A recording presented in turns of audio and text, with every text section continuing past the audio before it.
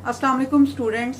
आज हम चैप्टर 13 के नेक्स्ट शॉर्ट क्वेश्चंस को सॉल्व करेंगे, जिसमें क्वेश्चन नंबर 6 की स्टेटमेंट है, is the filament resistance lower और higher in a 500 watt 200 volt light bulb than in a 100 watt 220 volt bulb. यानी आपको दो लाइट बल्ब्स दिए गए हैं जिसके लिए आपको स्पेसिफिकेशन दी गई है। पहले बल्ब के लिए पावर की वैल्यू और वोल्टेज की वैल्यू, और दूसरे बल्ब के लिए पावर और वोल्टेज की वैल्यू, और कहा गया है आपसे रेजिस्टेंस को कैलकुलेट करने के लिए। यानी आपने डाटा लिखना है। फर्स्ट कंडीशन के लिए पावर है आपके पास 500 वाट और वोल्टेज है आपके पास 220 वोल्ट्स। सेकंड कंडीशन में आपके पास पावर है 100 वाट और वोल्टेज है आपके पास 220 वोल्ट। अब पावर का वो फॉर्मूला आपने यहां यूज करना है जिसमें रेजिस्टेंस आप कैलकुलेट कर पाए। तो वो फॉर्मूला है V²/R। अब यहां हमने रेजिस्टेंस को कैलकुलेट करना है तो इसको हम V²/P के इक्वल लिखेंगे, और जब यहां पे हम वैल्यूज पुट करेंगे तो ये 220² / 500 होगा। और सेम यही फॉर्मूला हम यूज करेंगे सेकेंड कंडीशन के लिए, और यहाँ V22 इसका स्क्वायर लेंगे और पावर है 100 वाट, उसको हम डिनोमिनेटर में लिख लेंगे।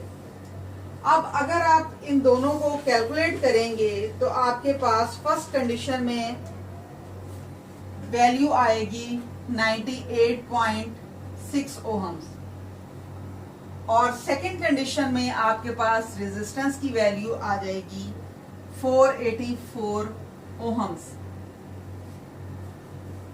इन दोनों वैल्यूज को देखकर आप ये बता सकेंगे कि फिलामेंट रेजिस्टेंस किसकी लोअर है और किसकी हायर है।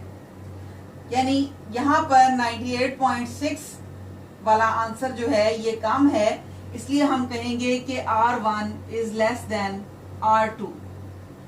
ये है हमारा रिजल्ट। यानी आपने सारी कैलकुलेशन करने के बाद एंड पे ये रिजल्ट जरूर देना है, क्योंकि आपको क्वेश्चन में कंडीशन ही यही पूछी गई है। अगर आप इसको सॉल्व ना करें, ऊपर वाला दोनों में सेम है, डिनोमिनेटर जिसका बड़ा होता है डिवाइड करने के बाद उसका आंसर हमेशा छोटा आता है। अब यहां पर 500 जो है वो 100 के मुकाबले में कहीं ज्यादा है, इसलिए जब आप इसको डिवाइड करेंगे तो R1 का आंसर आपके पास लेस आएगा। यानी कैलकुलेट करने के बगैर भी आप इस रकम को देखकर ही बता सकते हैं कि किस रेजिस्टेंस की वैल्यू लोअर आनी है और किसकी हायर आनी है। क्वेश्चन नंबर 7 की स्टेटमेंट में आपसे पूछा गया है ऐसे सर्किट के बारे में which will give a continuously varying potential. तो ये आप चैप्टर की थ्योरी में पढ़ चुके हैं कि पोटेंशियोमीटर एक ऐसा सर्किट है जो कि आपको कॉन्टिन्यूसली वेरिंग पोटेंशियल डिफरेंस देगा।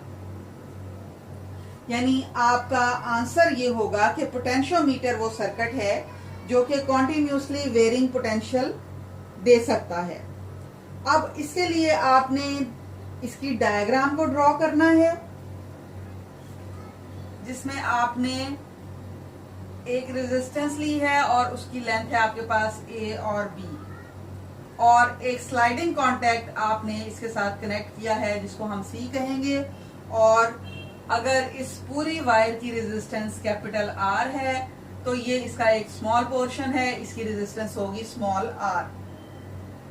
और जब आप इसको कॉन्टिन्यूसली वेरिंग पोटेंशियल के लिए यूज करते हैं तो आपने इस स्लाइडिंग कॉन्टैक्ट को A से B की तरफ मूव करना है। इससे लेंथ ऑफ वायर इंक्रीज करती जाएगी और साथ साथ रेजिस्टेंस इंक्रीज करती जाएगी, और पोटेंशियल डिफरेंस जो है वो चेंज होता जाएगा कॉन्टिन्यूसली। उसके लिए आपने यहाँ इस सर्किट के साथ जोड़नी है एक बैटरी।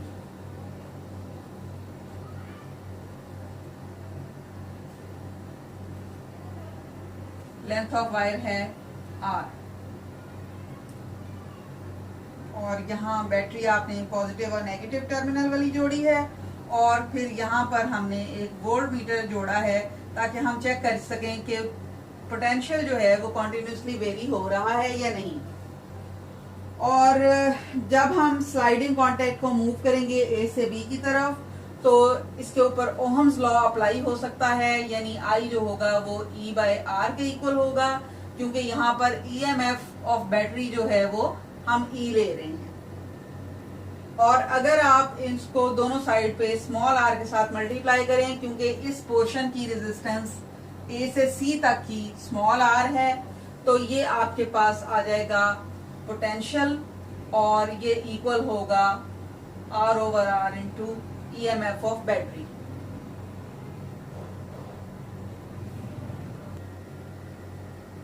इसके डिटेल्ड आंसर में आप लिखेंगे कि potentiometer is a circuit which will give continuously varying potential, और इसके साथ ही आप ये दोनों डायग्राम्स ड्रॉ करेंगे और फिर इसकी वर्किंग के बारे में बताएंगे। As the sliding contact move from A to B, resistance of the portion AC increases and current I is equal to E by R.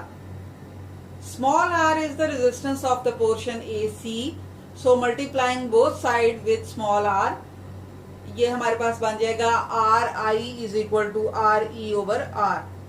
As C moves from A to B, potential of the portion AC varies from 0 to maximum, and maximum value can be EMF of the battery.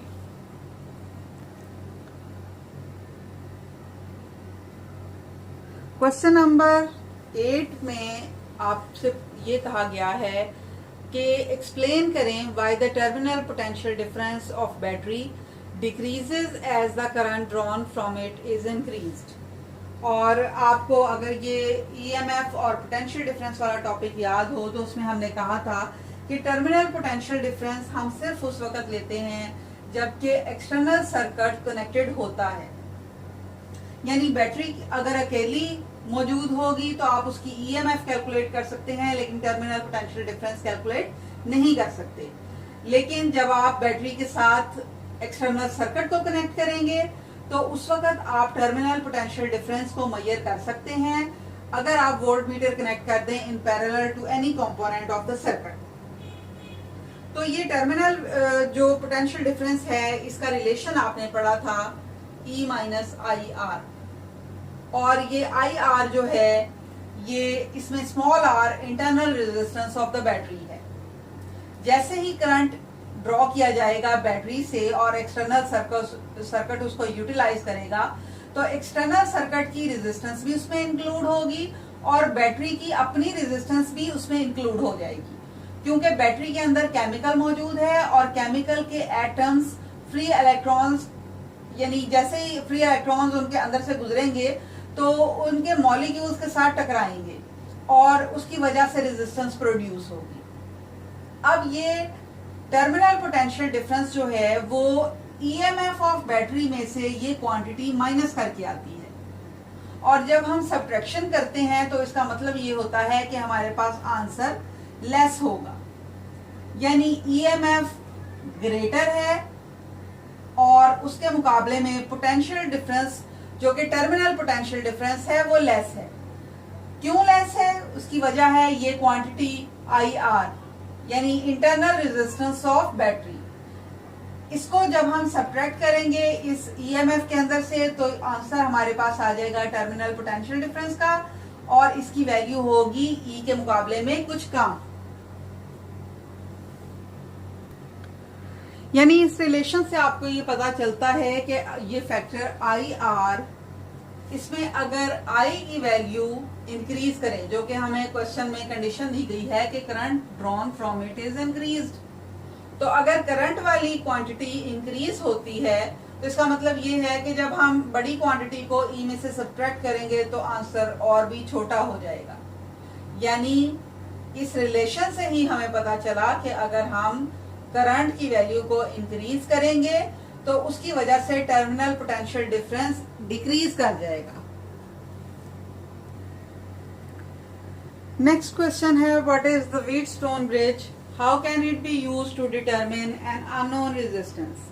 अब ये चूंकि short question है तो इस question के answer में आपने ज्यादा डिटेल में नहीं जाना, बल्कि शॉर्ट ही इसका आंसर देना है। और इसके लिए आपने सबसे पहले इसकी डायग्राम को ड्रॉ करना है, यानी इस डायग्राम को आपने ड्रॉ करके सारी बात क्लियर कर देनी है कि ये वो सर्किट है, यानी व्हीटस्टोन ब्रिज।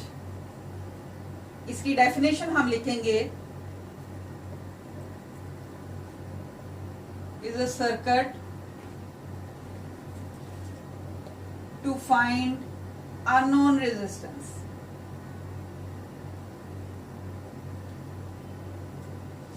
उसके बाद एक लाइन में आप इसकी कंस्ट्रक्शन देंगे।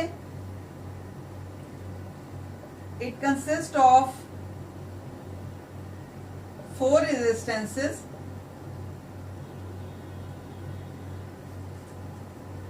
connected in the form of mesh.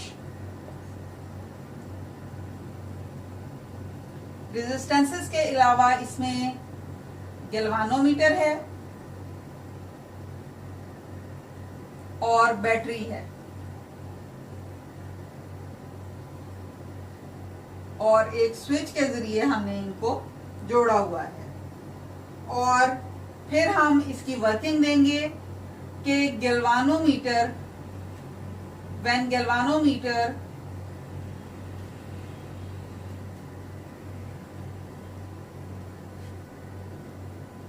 Is balanced.